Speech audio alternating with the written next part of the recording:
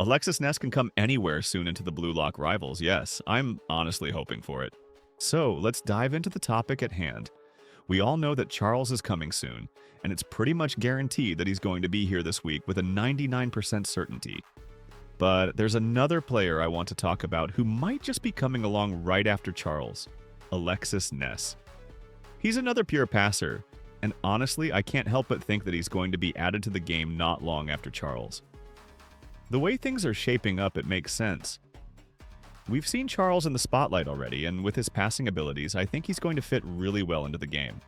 But I don't think he'll be the only one to shine in the near future. Now, about Charles, we already know he's going to be a world-class player, or at least that's what Miro mentioned before the Shido and Sei update. And that's probably true, but there's been some talk in the community that one of the world-class players could be downgraded to Mythic when Charles is added. Now, I'm not sure if that's definitely happening, but honestly it would make sense. We already have quite a few world-class players in the game, and adding another one like Charles would make the pool a little too crowded. So if they downgrade one of the existing world-class players, I think it could bring some balance.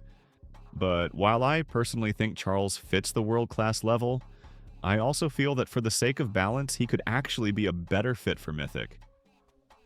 We need more solid support players in the game, and Charles as a pure passer could be the perfect addition. Right now, we have Corona and Sei, but that's pretty much it when it comes to great passers. So I think putting Charles in Mythic would create a better variety and help balance the number of world-class and Mythic players. Now, let's move on to Alexis Ness. This guy is just as much of a passer as Charles, if not better. When it comes to his skill set, Alexis Ness is one of the best at passing in the game. And because of his passing abilities, I think he's going to be a great addition, potentially at Mythic or World Class. I can definitely see him being on the same level as Charles, and I'm really curious to see how his moveset will play out. When it comes to Alexis Ness's rarity, I'm leaning towards Mythic. I think he could slot in there for balance reasons, especially with the idea that one of the current world-class players might get moved to Mythic. Alexis Ness as a Mythic player would make sense because we need more passers in that tier, and it would also keep the balance between world-class and Mythic players intact. Now, speaking of downgrading, we have to talk about a couple of players who could be at risk. One of the most obvious candidates for a downgrade could be Don Lorenzo. And before any comments saying that I'm too crazy or I don't even read the manga, I just wanted to say, no, that's not going to be. But I'm just relying on the style itself, the moveset, not the character. While I don't think this will happen because Don Lorenzo is a new-gen character, there's a chance that his style could be buffed again, but it's also possible that he might not stay in World Class for much longer. He's a solid character, but his playstyle isn't as strong as other World Class players, and he could be shifted down to Mythic to make room for new additions like Charles.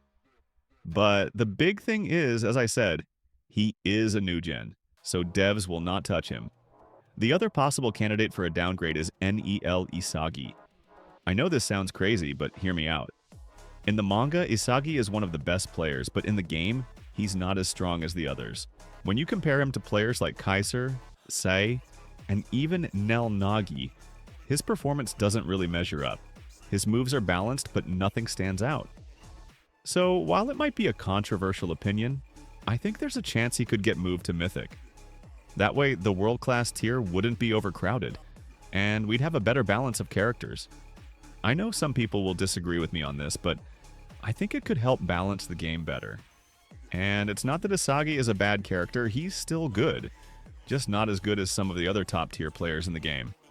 If they do move him to Mythic, I don't think it'll be a permanent downgrade, but it could make sense in terms of balancing the overall game. Now, let's talk about Alexis Ness's moveset. As you know, I will take the potential moveset for him from the official Blue Lock Rivals Discord, specifically the suggestion tab. So yeah, this guy is going to be a great support player, and his moveset is going to reflect that. Here's what I think we can expect based on the suggestions floating around. So let's start with Alexis Ness and his Mythic Rarity moveset, which is honestly going to be the right place for him. The first skill I want to talk about is his C skill, Shield Flick. Essentially, this skill works by positioning yourself in front of the ball while you shield it with your body. The cool part here is that you can then flick the ball into the air, passing it to a teammate. If you've got the ruler skill active, the pass goes directly to your designated teammate, and this pass even gives them a slight speed boost as they receive it. It's a really unique passing mechanic, not like with the Sai or Corona passes, making it perfect for someone like Alexis Ness, who thrives in a support role.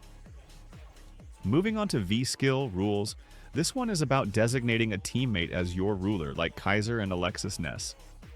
When you use this skill, that player becomes your ruler and will remain so until the cooldown ends. This makes it really strategic because you're essentially setting up your most important teammate to receive key passes and boosts while you control the flow of the game.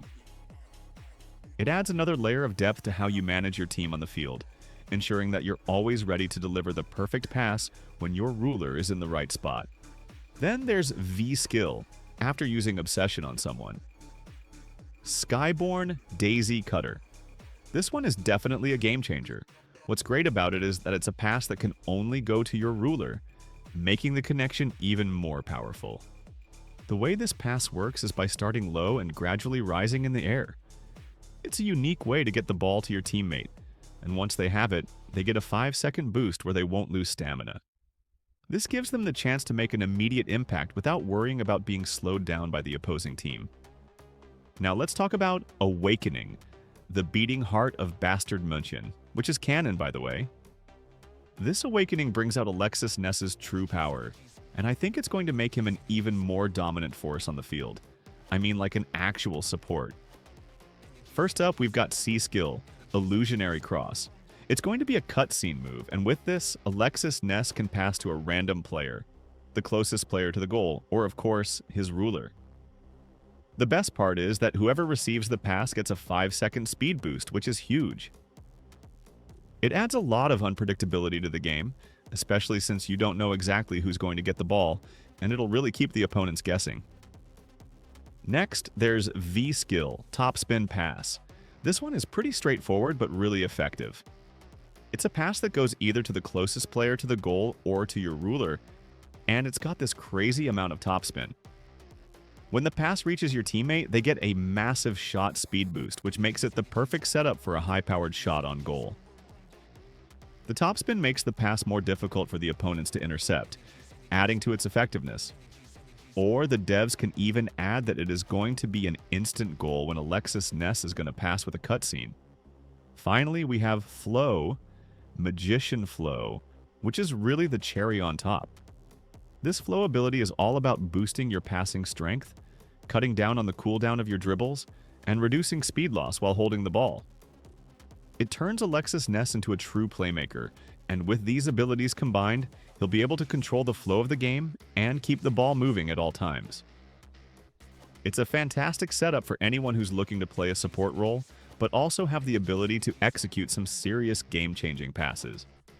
So, when you look at his entire moveset, it's clear that Alexis Ness is going to be a top-tier support player.